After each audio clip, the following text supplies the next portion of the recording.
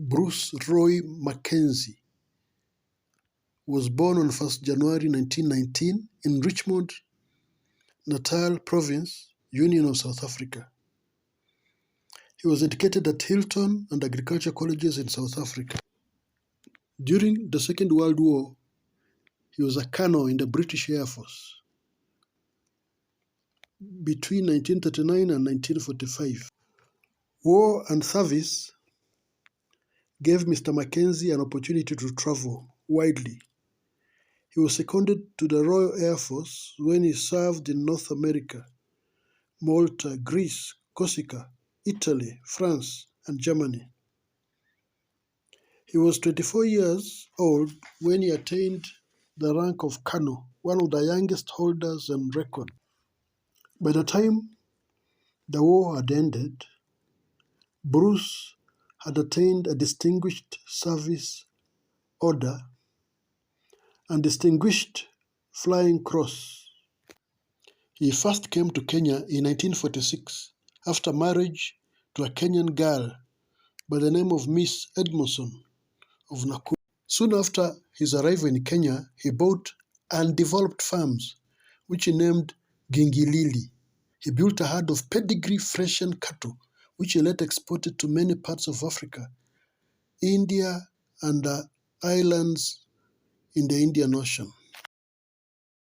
He first entered Kenya's Legislation Council in 1957 as a nominated member representing farming interests. When the Lennox Boyd Constitution was applied, he became one of the specially elected members voted into office by the other members of the council.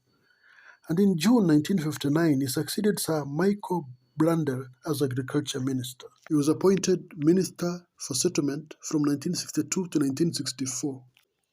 He was elected a Kano member in the House of Representatives in 1963. From 1964, he was appointed Minister for Agriculture and Animal Husbandry until he retired in 1970 on health grounds. Mr. Mackenzie became chairman of Kenya Meat Commission in 1968. Mr. Mackenzie was also a member of the East African Airways Board of Directors. He played a key role in introducing investors to appreciate Kenya's stability and dedication to economic justice. He was described as one of the most energetic members of parliament, and his role as Minister for Agriculture saw great improvement in Kenya's agriculture development.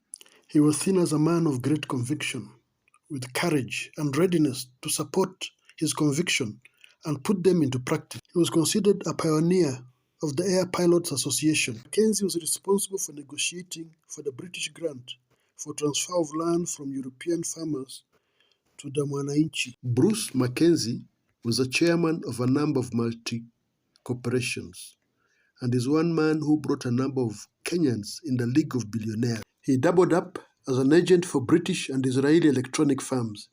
He ensured the penetration of British and Israeli firms into Kenya and East Africa.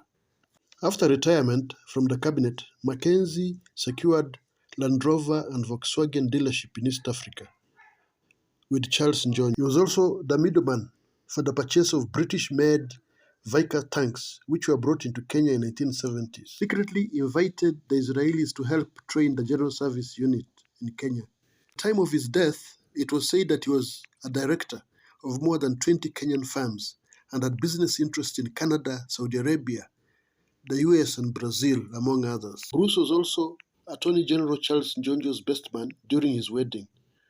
When Bruce married in London in 1967, it was Njonjo who was the best man. He played a crucial role with steering Kenya tea into one of the world's best. More than 800,000 tea farmers took to tea farming. One story that has been told is that in June 1968, Jomo Kenyatta suffered a stroke. Bruce Mackenzie, together with a few other Kenyans, expected the worst. He flew to Britain and made arrangements for a gun carriage that would carry the coffin of Jomo Kenyatta together with the coffin. Mackenzie never witnessed Kenyatta's death, although he planned for eventualities as he died much earlier. This is the first part of Bruce Mackenzie's story in Kenya. Please subscribe, comment, and give a like. The second part of the story we look at how Mackenzie was terror bombed while in a light plane over the Ngong Hills.